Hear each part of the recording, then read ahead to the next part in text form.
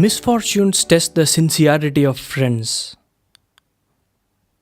Written by Chang. Detailed by Mary Stephanie Cahat. And read by Venkat. Ah! Help me! The thief is running away with my purse! Catch him! Catch him! An old woman was screaming in the market in Rome. It seems that theft, particularly pickpocketing, is normal in this city. To my surprise, everyone were still carrying on with what they were doing, completely ignoring the helpless old woman. I was touring Italy and visiting Rome for 3 days. I could not just stand there and witness a thief running away while a woman was screaming for help. I ran behind the thief to catch him. As he ran across the road, a man stood in front of the burglar and blocked his way. The burglar, in his frenzy, did not expect this blockage. He dashed on the other man and tried to escape, but I trapped him from behind.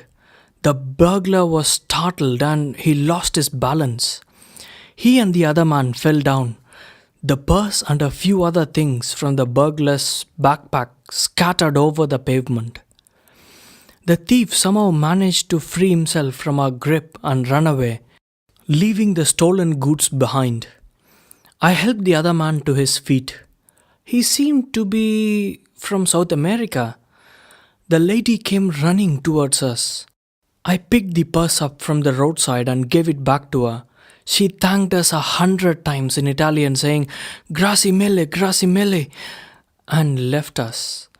When I got up from the floor, I saw the other person who had tried to catch the thief. He looked at me and I helped him to get up as well. He smiled at me and said, the thief has run away. I said that pickpocketing and burglary is a common thing in Rome. He nodded his head and said that theft is common in most big cities. After the lady had left us, the South American and I gathered up all the things the thief had dropped. I introduced myself. Hi, my name is Chang and I'm from Taiwan. What is your name? I asked him. Oh, hi, Chang. I'm Lucas and I'm from Argentina in South America, he said. I said that I was visiting Italy and Lucas said that he was visiting too. We smiled at each other and shook hands. What are we to do with these things the thief has dropped? He asked me. I said that maybe they were stolen goods as well and best to hand them over to the police. Lucas agreed.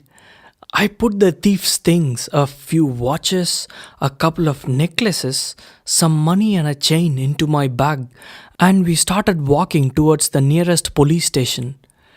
Hey Chang, I'm very glad to see that there are at least a few people who have a sense of justice. It was very courageous of you to run after the thief that no one else was taking any notice of, Lucas said. Well, you tried to catch him too. So, I think we both have a sense of justice. In Taiwan, we never abandon someone in trouble, I said. Lucas smiled and said that it is the same in Argentina as well. But it differs from city to city and village to village. Well, I think we have a lot more in common. If you are free, maybe we can go to a cafe and celebrate our meeting. What do you think? Lucas asked me. Ah, good idea. Well, but let me pay, I said. Rome is filled with a gamut of touristic cafes, so it was very easy to find one. We went inside an ancient-looking cafe. The midday sun was pouring its rays into the room, making it look even better. The cafe was crowded, as usual in Rome, but we were able to find a table in a corner. As we sat down, the waiter came to us with a menu and greeted us with a smile, saying, Buongiorno, signore. Seeing us that we were not Italians, he quickly changed to talking in English. passing us a menu in a heavy Italian accent. He asked, "Oh, what can I get to eat and drink, signore?" Lucas was looking through the menu, trying hard to understand the Italian. I asked the waiter what dishes and drink are the specialities of the region. Lucas looked at me and said, "Well, that's a very good idea, my friend. Let us have the speciality of this region."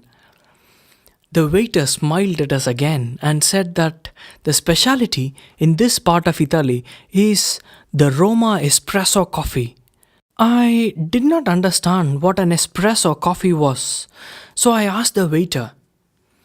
He said that it was a type of concentrated coffee and that the Italians are very proud of this coffee. He also suggested that we try another special dish called tiramisu. What is that? Lucas asked. The waiter said that it is a special Italian cake made up of chocolate, coffee, and cheese. The waiter also said that tiramisu also means pick me up in Italian. Lucas asked, "Well, what do you think, Chang? Shall we try this?" And I agreed. Your dish will be ready in another 5 minutes, signores, the waiter said and left us. Lucas turned to me and asked, "You said you're from Taiwan. Tell me about Taiwan. Is it a city in China?" I was a bit disappointed that he thought of Taiwan as a city in China. No, Lucas. Not at all. Taiwan is an independent island, east of China and south of Japan, I replied. "Oh, I'm very sorry, Chang. Please forgive my ignorance." Lucas apologized to me. I do not blame him for this mistake. Many foreigners think of Taiwan as being a part of China. It is a common mistake many people make. I also told him that China claims that Taiwan belongs to China, but we are independent of China. "Really?" Lucas asked me in disbelief. "Yeah," I said. "For more than 50 years, China has claimed that Taiwan belongs to them. But we Taiwanese people do not accept this. We have our own language and currency, flag, and our own government and president," I said. "I thought that China claims only Tibet to be a part of China," Lucas questioned. "Well, I said that China claims Tibet, Taiwan, a part of India, part of Vietnam, some Japanese islands, parts of South Korea, Philippines, Bhutan, and Indonesia."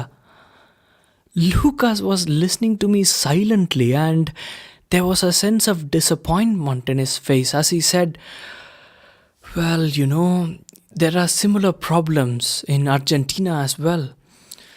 But as my grandmother always say, the more you want, the more you end up arguing, and the more your friendship becomes tainted, and the result is suffering." I agreed with him and suggested that we talk something lighter. Lucas agreed with me and asked, "Tell me, Chang, if I wanted to travel to Taiwan, which time of the year is good?" "I would recommend you visit Taiwan around the end of February. That is when we celebrate the Lantern Festival," I said. "What do you do during the celebration, the Lantern Festival? What do you do?" Lucas asked. Okay, let me explain you. During the celebration, we eat a special food made of rice balls. The dish is called Yong Xiao in Taiwanese. Some of these rice balls are sweet, whereas some of them are salty. We meet all our relatives and wish everyone good luck. Some people go to the temple or a monastery to pray to God. The speciality of the celebration is that during the evening, when it's all dark, the people will go out into the street and fly lanterns. Sounds interesting, but what is meant by a lantern? Lucas asked me. A lantern is like a balloon, like an upside down paper bag. with a candle inside it. When the candle inside the lantern is lit, the small burning flame at the bottom causes the paper lantern to fly up. We write our wishes on the paper lanterns, and it is believed that these lanterns will make our wishes come true. It's an amazing sight, Lucas, to see thousands of such colorful paper lanterns slowly rising up into the sky and flying far away into the distance together. I said that it is like as if the bright colors of these flying lanterns would light up the entire sky. Ah, it sounds amazing and lots of fun. Well, if possible, I'll try to visit Taiwan next year, Lucas said. I do not know exactly why, but I was excited to hear this and said that he should definitely come and visit and that I would be happy to accommodate him and show him around Taiwan. Lucas, as if expecting such an invitation from me, thanked me with a smile. Signore, your dish is ready. The waiter interrupted us with the food. Even though the waiter said that the food would be ready in 5 minutes, he had taken more than half an hour to bring it. Well, we did not mind the delay as we were enjoying our interesting conversations with each other. The food looks very good, Lucas said. Let us drink to our friendship. I'm very glad to have met you, Lucas, I said, raising my coffee cup. Lucas and I said cheers and started tasting the food. I should admit that both the tiramisu and the espresso coffee were really good. I've always wanted to visit Argentina, I said. Yeah, you should visit Argentina, and if possible, you should travel from the north of the country, which has more tropical weather, all the way down to the south, very cold Antarctic islands. The natural scenery is spectacular and is very varied, he said. He looked at me and with a small smile said, I can accommodate you if you want to come. We began laughing at how both of us had invited each other to our home country, almost at the opposite sides of the world. We were excited to talk with each other and to have found each other's company. Even though Lucas and I had just met a couple of hours ago, we seemed to have known each other for a long time. Is this the first time for you in Rome? I asked. Yeah, this is my first time. What about you? Lucas asked. Me as well, I replied. Maybe. What do you say about exploring Rome together? What say you? He asked. Well, it's a very good idea, I replied to Lucas' proposal and asked him if we could go to the Roman Colosseum building first. Well, I want to go around other places first and then go to the Colosseum in the evening, Lucas replied. Well, I accepted to his proposal. Lucas and I were very interested in our conversation that we did not immediately notice quite a big and rough-looking man staring at us from the corner of the cafe. When I looked over him, he just took out his phone and started talking in Italian. When I started talking with Lucas again, I could still feel that the stranger was staring at us. It was late in the morning when we left the cafe to go to the police station to hand in the thief's stolen goods and start our tour of Rome together. The warm colors of the buildings and houses, yellow, orange, red, were lovely. Rome has a rich mixture of history, art, culture and architecture, filled with inspirational museums, evocative ruins and beautiful bridges. There were tourists everywhere and I could see that there were a lot of people standing near a particular water fountain. People of all ages were throwing coins into the fountain and taking photographs. Lucas started walking towards the fountain. He asked me why were the people throwing money into the fountain. I said that people believe that if you throw a coin into this fountain, you will certainly return to Rome again.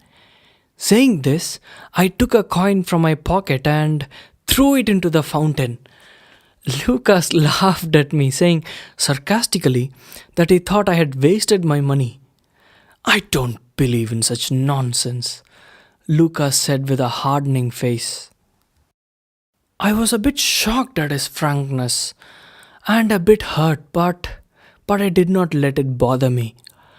As we kept walking, Lucas turned to me and said, "Let us take this street. It looks very beautiful." Lucas, this road that you want to take is opposite side of the police station, I reminded Lucas. Well, I'm sure that we can hand in the stolen things to the police later on. I'm sure that the thief's items are safe with you, Lucas smiled. Well, I didn't really know what to reply. As we started walking through that narrow cobblestone street, we saw a sign saying Vatican 500 meters. Chang, let us go to the Vatican in St. Peter's Square. It is called Piazza San Pietro in Italian.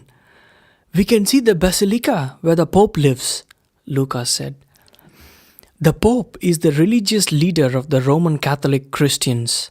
An interesting fact is that the Vatican City is the smallest country in the world. When we went there, we could see that there were a lot of Christian monks and nuns who visited this place. They all looked in anticipation towards the basilica, hoping to have a glance of the Pope if he comes out onto the balcony. I wanted us to take a guided tour around the basilica, but Lucas insisted that we walk around on our own. After a bit of persuasion, he agreed that we could take a guided tour. Our guide was a tall and beautiful lady. She explained the history of the basilica to both of us. It seemed that this building was built over the tomb of Saint Peter, an apostle of Jesus Christ. It seems that there are 11 museums inside the basilica and took us around most of them. It was amazing to know about the history of that place, which is said to date back approximately around 2000 years. When the tour was over, Lucas turned to me and said that it was well worth going for the guided tour. It was late afternoon when we finished the guided tour. As we were walking, Lucas pointed out at a building and asked me what that building was. The building was pretty big, with a triangular roof and many huge vertical pillars and a spectacularly very tall dome. I looked through my guidebook and found it was the Pantheon, famous for its architecture and its history. There was a detailed description about the Pantheon in the book. It said that it was constructed for all the Roman gods and goddesses of ancient Roman times. We went in and explored the building. It was almost late evening when we reached the spectacular Colosseum. As I was just looking around the Colosseum, I noticed the same strange, rough-looking man that I had seen back in the cafe. Lucas, look, that man is following us, I said. Without looking back, Lucas said, "Come on, Chang, don't be silly. There's no one who would follow us," he exclaimed playfully. I was a bit upset about him rejecting my caution. I said, "No, Lucas, I'm serious. Look back." Lucas looked back and said, "Come on, I don't see anyone. Stop imagining things, Chang," and chuckled. I was a bit offended. I said nothing, but decided to keep a watchful eye on all sides. We entered the Colosseum. This famous amphitheater was completed during 80 AD. The Colosseum allowed easy access to around 50,000 spectators, who in the days of the Roman Empire were seated according to rank. It is an elliptical structure, 180 meters long and 156 meters wide. During ancient times, it was used for public spectacles such as gladiatorial contests. The most famous shows were the Venecios, which involved the hunting and slaying of wild animals. The evening wore on to early night. The lights were switched on, and in the light, the Colosseum seemed even more beautiful and its structures more enigmatic. It's amazing. Do you feel that? I asked Lucas. Lucas did not answer. He was too interested in taking photographs of the Colosseum. All of a sudden, Lucas appeared to be an entirely different person. He was no longer the friendly person I had imagined him to be. I did not wait for him. I went into the undergrounds of the amphitheater. It's called the hypogeum. Hypogeum literally means underground. The hypogeum consists of two levels of underground network of tunnels. These tunnels were used by gladiators and animals to enter the performance stage. There are many scratches left by the gladiators and the animals still visible on the stones of the tunnels. It was strange that no one else was there at that time in the hypogeum. After a few minutes, Lucas came in behind me and asked, "Hey, Chang, why did you leave me alone? The stranger might have attacked me." He started to laugh at me and my fears. I was very irritated and lost my temper. "Please stop it," I said firmly. "I've been very patient with you, Lucas. Please stop," I said firmly. "Hey, don't speak to me like that," Lucas said angrily. "Well, Lucas, you yourself can assess how your behavior and words have been since we left the cafe," I said. "I've had enough of you. I'm leaving." Saying this, Lucas started to walk away. I was sure that I had said the right thing. I did not want to lose my dignity, so I turned back, pretending to look at the walls of the hypogeum instead. I could hear Lucas walking away from me. As Lucas left, a low and bantering voice suddenly came out from the dark corner. Three people who looked like thugs came from the shadow. One of them was the thief who Lucas and I had tried to catch that morning. The other was a big man from the cafe who had been following us. The other accomplice was a taller, skinnier man with a dark curly hair. My fears were correct. They had been following us all day, waiting for the right moment. All three of them came towards me, rolling up their sleeves as they came closer and closer. They were muttering to each other in Italian. I turned to run away, but it was a dead end. I was trapped. "Well, what do you want? Why have you been following us?" I asked. They did not answer but came closer to me, step by step until I was surrounded. Two of them tried to punch me. I tried to defend myself as much as I could, but three against one is always going to be difficult. I was about to shout for help when a blow to my face caused me to fall to the ground unconscious. After a few minutes, when I regained consciousness, Lucas was there leaning over me, taking care of me. Hey, Chang, are you okay?" he asked. I don't know what is happening," I asked. When I left, I heard some strange noise. I thought I will check it out. I came here and saw three thugs hitting you. When I started shouting for help, they just ran away. Lucas said. Are you okay? Lucas asked again. I could see that he was genuinely concerned about me. It was reflected in his eyes. I think so, I replied. He helped me get back onto my feet and said, Chang, I'm really sorry, man. I'm really sorry about my childish behavior and for making fun of you. I should have believed you, he said. It's okay. It's okay. At least you came back and saved me from the thugs hitting me any further. I'm glad that you're back, I said. I'm really sorry, man. I'm really sorry.